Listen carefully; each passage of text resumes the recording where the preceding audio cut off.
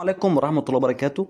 معكم مهندس حسن ناجح، وإن شاء الله النهاردة هوريكم إزاي تعمل إنشاء حساب بكل سهولة على الأبليكيشن. طب أنا بعت اللينك بتاع الأبليكيشن مواد معهد المساحة، وحضرتك بتحمله فبينزل عندك على الجهاز بالمنظر ده. هتيجي تضغط عليه، تمام. هيظهر لك على طول هيظهر لك على طول الصفحة دي، تمام. بعد ما تفتحه هيظهر لك الصفحة دي. طب الصفحة دي هتظهر لك تدخل بريد إلكتروني كلمة سر لو أنت مسجل قبل كده في الابليكيشن، تمام. طب لو اول مره هتضغط تحت على انشاء حساب اللي تحت دي، تضغط عليها هيظهر لك الصفحه دي.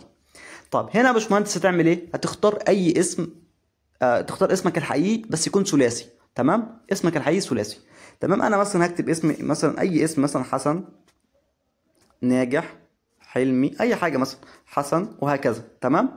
تكتب اسمك ثلاثي وهكذا، تمام. حلو. وهنا البريد الالكتروني عندك حلين، يا اما تختار البريد الالكتروني بتاعك اللي هو على الجهاز اللي هو اخره @gmail.com، او تالف بريد الكتروني جديد من الاول. طب يا عم انا هالف بريد الكتروني، فاجي اكتب كده مثلا اي حاجه، مثلا بس تكون حافظه وفاكره، مثلا ناجح 33 مثلا @gmail.com. حلو، تمام. تمام. وبعد كده يا باشمهندس تألف كلمة سر جديدة، تمام. أنا مثلا هعمل كلمة السر بتاعتي مثلا 9 اصفار، تمام. وتيجي تحت برضو تكتب 9 اصفار، تمام، بحيث انت بتعمل تأكيد لكلمة المرور. وبعد كده تضغط تحت على كلمة إنشاء حساب، تضغط عليها هيظهر لك الصفحة دي، تمام. ودي أرقام التواصل لو حابب في أي مشكلة تتواصل معانا عن طريق الواتساب. وبعد كده تضغط على كلمة التالي اللي هي تحت دي، هيظهر لك الصفحة دي. طبعا هنا مش هيظهر لك أي حاجة في المواد لأن أنت لسه ما اتضافتلكش ولا مادة. طيب هتضيف لي زي مادة يا باشمهندس، هتيجي تعمل سكرين شوت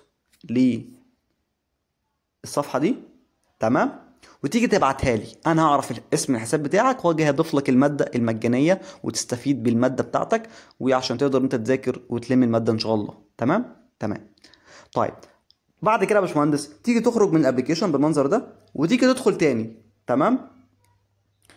هتيجي تخرج من الابلكيشن، تمام، وتيجي تعمل ايه؟ وتيجي تمسح دي كده، تعمل اكس تحت، تمام، تمسح كل ده، تمام، وتيجي تدخل تاني. بعد ما تيجي تدخل تاني هتلاقي الماده خلصت، دخلت معاك وفتحت، تمام، وتقدر انت تخش تذاكر الماده ومفيش اي مشكله بالنسبه لك، تمام. طيب وبعد ما انا اضيف لك الماده هتيجي مثلا تختار الماده مساحه مستوى مطريه، تضغط عليها، تمام، وتيجي تضغط على فيديوهات الشرح، تمام. هيظهر لك الفيديوهات بتاعتك اللي هي المراجعه النهائيه، تمام.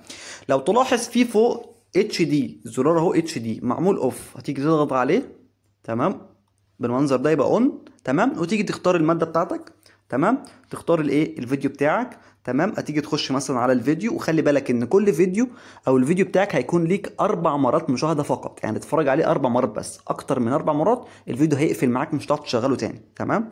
فتيجي مثلا تشغل الفيديو، تلاقي تحت عدد مرات مشاهده وهكذا، تمام. تمام. والسلام عليكم ورحمه الله وبركاته.